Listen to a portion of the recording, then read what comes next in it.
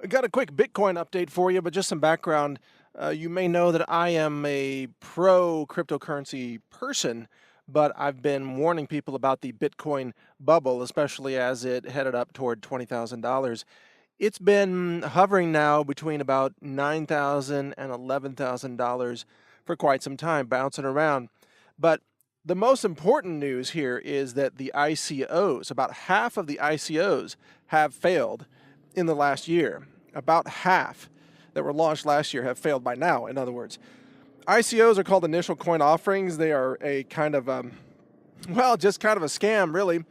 It's a bunch of white papers written by a bunch of noobs who don't know anything, who are saying, buy all our coins, which are really just kind of like gift cards, like in-store credit.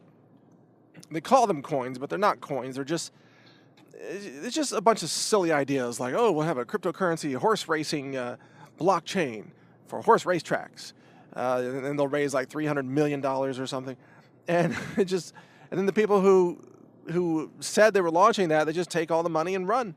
So about half of the ICOs have crumbled, which, I mean, let's face it, I predicted this. I talked about it. I said it's garbage. I've done stories about how it's just a complete joke, a bunch of scams, a bunch of Ponzi schemes, and so on. But out of all of that, there is a coin emerging that could be something really to pay attention to.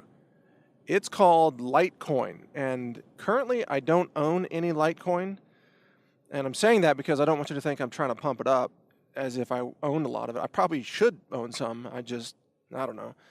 I just haven't gotten around. Too busy with other stuff to mess with this. But anyway, Litecoin, apparently, from what I'm reading anyway, it has the speed and the low transaction cost that Bitcoin always promised to have, but Bitcoin wasn't able to really fulfill that promise. Bitcoin became very slow and very expensive. I think the average transaction cost is over $20, and the time required to fulfill a transaction has extended out to many days in some cases, 2 or 3 days to get your transaction fully calculated.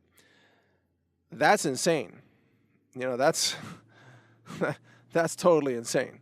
But Litecoin apparently is, well, I don't want to say cheap. It's low cost per transaction, and it's very rapid per transaction. So who knows? Maybe Litecoin will turn out to be the coin that Bitcoin wanted to be. I don't know. I'm not saying you should buy Litecoin.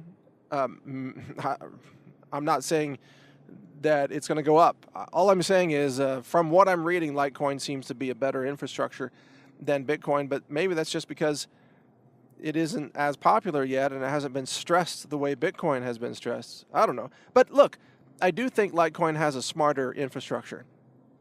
The code that powers it is smarter. It's faster. It's more efficient. So we'll see. Anyway, where is all this going, by the way, in terms of cryptocurrencies in general? I think there's still a major correction coming on Bitcoin and maybe Ethereum as well. But long-term, cryptocurrencies do, of course, have a place in our economy. And the technology of peer-to-peer decentralization is something that I strongly support and have always supported. Well, for a long time, let's say. And I'm even launching a video site that is working on peer-to-peer file distribution technology. So I'm an advocate of that approach. Decentralization is, I think, the future of our world if it's going to be a free world, in other words. So cryptocurrencies are rooted in decentralization, and as such, they have a lot to offer. I just don't want people to get suckered into bubbles where it's irrational exuberance, and a lot of people were talking about Bitcoin's going to go to $1 million a coin, they said. And that's when I stepped in. I was like, you know what, people? Nothing goes up forever. This is a bubble. How could a Bitcoin be worth $1 million? There's no rational reason for it other than hype. I mean, it's just hype and just propaganda at that level. It's probably worth less than $1,000 a coin by the time all this stabilizes. It might have better utility actually at that level. So we'll see. In any case, you can read my website bitraped.com, bitraped.com, for updates on the Bitcoin crash. But in terms of just cryptocurrency and technology and all those things, we have another website called computing.news.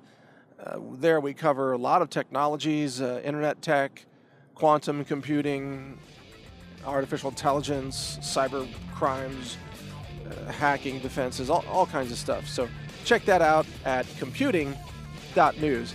Thanks for listening. This is Mike Adams here, the Health Ranger. Take care. Learn more at healthrangerreport.com.